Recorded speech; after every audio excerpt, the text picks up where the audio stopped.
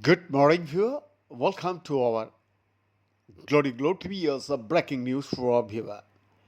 Approximately 850 million people globally, equivalent to 9.1% of the world's populations, have chronic kidney disease in the short form CKD.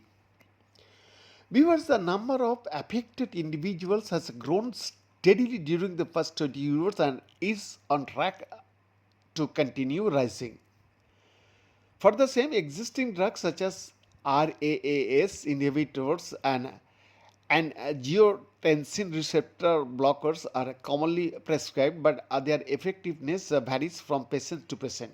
Moreover, these drugs can slow disease progression but cannot stop it. Now, a research team from the Autonomous University of Mexico argues that cannabinoid pathways may serve as a novel therapeutic target, and their discussion of this possibility appears in Frontiers in Pharmacology. Because the need for new therapies is urgent. Many people with CKD also live with diabetes, high blood pressure, and obesity too, which collectively account for more than two-thirds of disability at just life years among this population. So, overall population aging also plays a part in increasing diagnosis of the disease. In its later stages, CKD can lead to heart disease and end stage renal disease too. The review authors wrote patient with end stage renal disease can only be treated by dialysis and or kidney transplant. However, these therapies are insufficient and often hamper the quality of life of patient. For example, patients on dialysis have a higher risk of infection and premature death too. Indeed, a report published in 2019 shows that dialysis can substantially reduce life expectancy. For dialysis patients ages 20 to 44, life expectancy is approximately 33 years shorter than for age-matched individuals in the general population. So, for patient ages 45 to 64, life expectancy is about 20 years shorter. The 2019 report also shows that transplant patient ages 20 to 44 have a life expectancy approximately 15 years shorter than that of age-matched individual in the general population. So, while the US National Transplant List records about 90,000 new patients annually, only 30%, about 27,000 receive a transplant. The financial impact of these ESRD treatments is also sobering.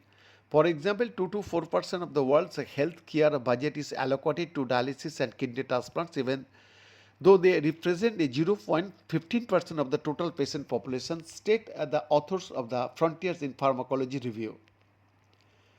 The glomerulus, the kidney's filtration barrier, includes a glomerular basement membrane, fenestrated endothelial cells, which feature tiny pores and podocytes, specialized epithelial cells whose foot-like extensions help filter blood as they wrap around blood vessels. Viewers, the glomerulus and renal tubulus comprise a nephron, the kidney's basic filtering unit. So, as CKD progresses, it diminishes the podocyte basement membrane, decreases the proteins nephrin and podocin, interferes the crucial podocyte food processes, promotes cell death, and causes tubular fibrosis and collapse. Viewers, interestingly, both glomeruli and renal tubules have been identified as sites of cannabinoid receptors. So, the specific localizations of cannabinoid receptors within renal structures such as glomeruli and tubules and their physiological actions may reveal their pharmacological utility, the review authors wrote. So, there is evidence in animal models that targeting the cannabinoid receptors could modulate the progression of CKD and AKI, that means acute kidney injury. Exclusive report.